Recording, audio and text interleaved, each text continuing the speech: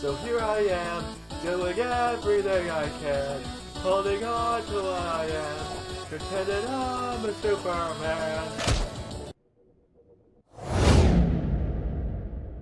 Whoa, Tony Hawk, what are you doing here? What? What? Huh? Hey, I'm not Tony, I'm his cousin Mike. Mike Hawk. Well, can you do a kickflip? No, but I won the local hot dog eating contest 2 years in a row. I've had more wieners in my mouth than Audio redacted. one that knew Shima was a publicity stunt. I could do that with my hands tied behind my back. Hey, listen, you seem like a nice kid, and my cousin got a new game coming out. How about you make a video about them Tony Hawk games, huh? That's a good idea, but how did you know I made YouTube videos? What's a YouTube video? Is that anything like the X videos? Surprisingly, not far off for this channel.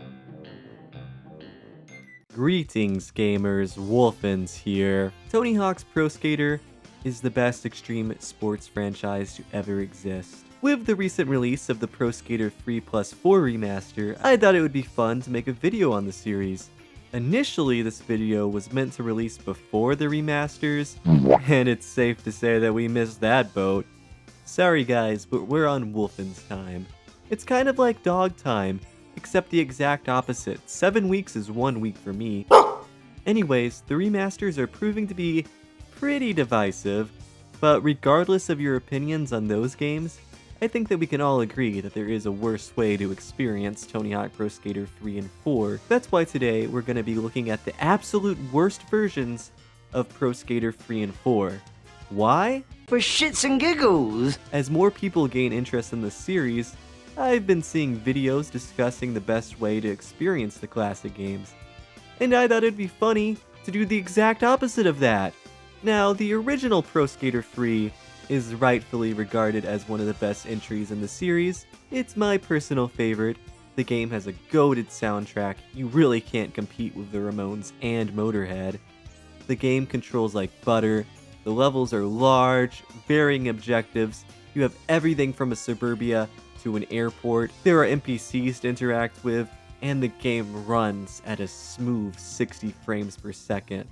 You know, as long as you're playing on the PlayStation 2, Xbox, or GameCube. During the release of Pro Skater 3, the PS1 was incredibly popular, especially with kids who had not upgraded to the PS2 yet. So making a port of the latest game to an older console with a large install base, it was a no-brainer. Everyone agrees that the 6th gen version of the game is better. Most fans will tell you that the PlayStation 1 port of Pro Skater 3 is still pretty good. It's impressive how much they were able to port from the original game, all while using the Pro Skater 2 engine. But I'm gonna be honest, I'm not the biggest fan of the PS1 port. The whole game has this feeling of compromise. Now, the PS1 versions of the first 2 games still feel really solid, probably because it was designed with that hardware in mind.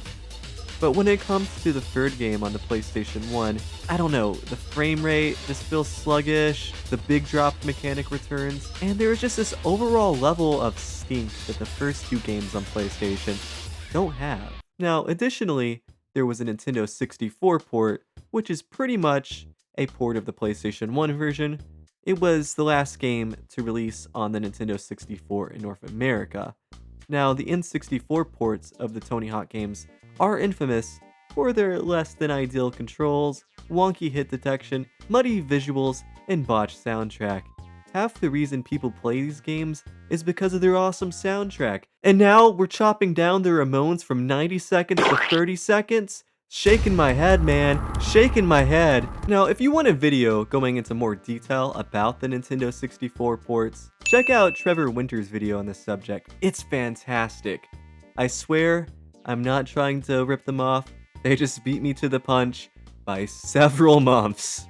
Anyways, the Nintendo 64 port of Pro Skater 3 is not the game we are covering today. The game we are covering today makes the N64 port look like Tony Hawk on the N-Gage. We are playing the Game Boy Color port.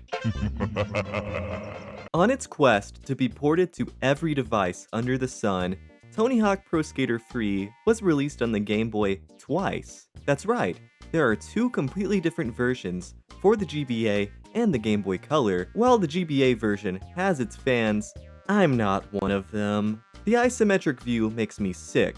Seriously, I felt like I was gonna hurl. If you're gonna spew, spew into this. I can chalk it up to probably being a good game, but not for people with motion sickness.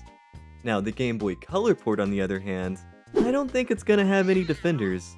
So how is the game? Right off the bat, I can't tell if the title screen music is meant to be a song from the game. It just sounds like generic so retro bleep bloops. The iconic Skate Shop title screen is here, along with a pretty impressive character selection, even if Tony looks more like Hank Hill. Loser! You're a loser! Are you feeling sorry for yourself? Well, you should be, because you are dirt! Wait a minute.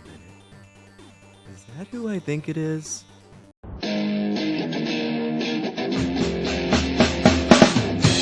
He's gonna take you back to the past.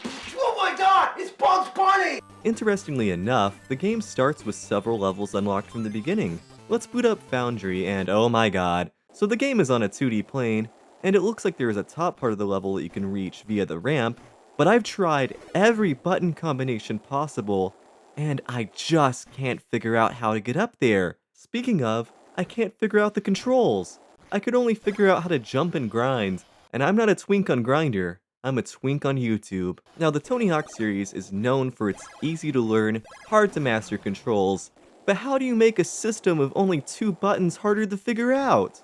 Now, I'll be the first to admit I'm not the greatest pro skater player in the world. I don't know how to do some of the fancier tricks introduced in later games, but I have never failed to meet a single goal within the time limit before.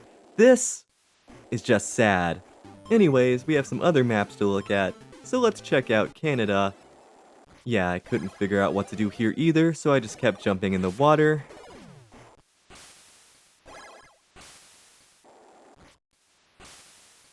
So the last level we have unlocked from the beginning is Suburbia, and right off the bat, it looks like we can go up this road, but we can't, or at least I don't know how. There's this car here. That's kinda cool, I guess. It's really hard to comment on this level design when it's just a flat generic 2D plane. I guess that's the issue with Pro Skater 3 on the Game Boy Color. It's a bad 2D game based off of a good 3D game. The series was never designed to be in this dimension in the first place. This makes it easily the worst way to play Pro Skater 3, and personally, I'd much rather play Skate or Die because at least that had Rodney Dangerfield. Moving on, Pro Skater 4 is a game I've always had mixed feelings about. Call me a boomer all you want, but I am a 2-minute trilogy guy. None of the other games have been able to live up to 2 and 3. Now, there are aspects of Pro Skater 4 that I do like. I like the level themes, I like the soundtrack, and I like the enhanced controls, but I've never been big on its open-ended approach to mission structure. Now imagine taking a game that I already have mixed feelings on and making it worse in every single way. Oh, brother, this guy stinks! The first thing you will notice is how abysmal the draw distance is. Am I playing Tony Hawk or Silent Hill?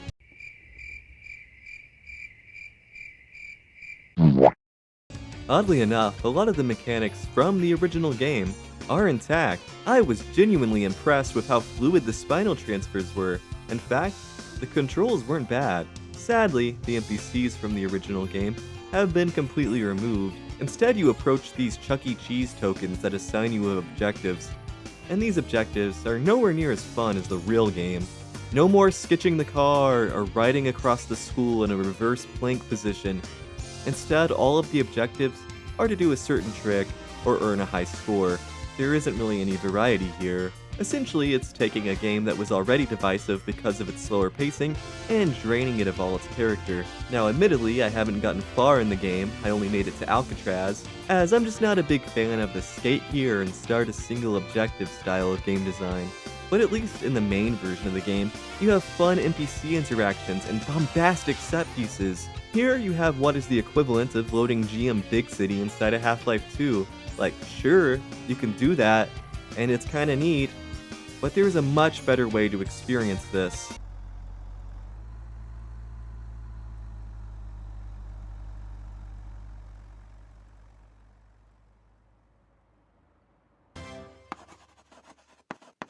Great job. Overall, I would say this is probably the stinkiest way to experience Pro Skater 4. So, there we have it, the 2 worst ways to experience 2 good games. Well, more like 1 great game and 1 okay game, but that's just me personally. Why? I don't know, I just felt like it. Anyways, gamers, I hope that you enjoyed today's video. After 9 years of development, I hope it was worth the wait. I would like to thank Stuart K. Riley for lending his voice. You should really check his stuff out. Anyways, gamers, remember to like, comment, and subscribe. Trust me, it goes a long way in the algorithm. But as always, remember to rock on and wolf out.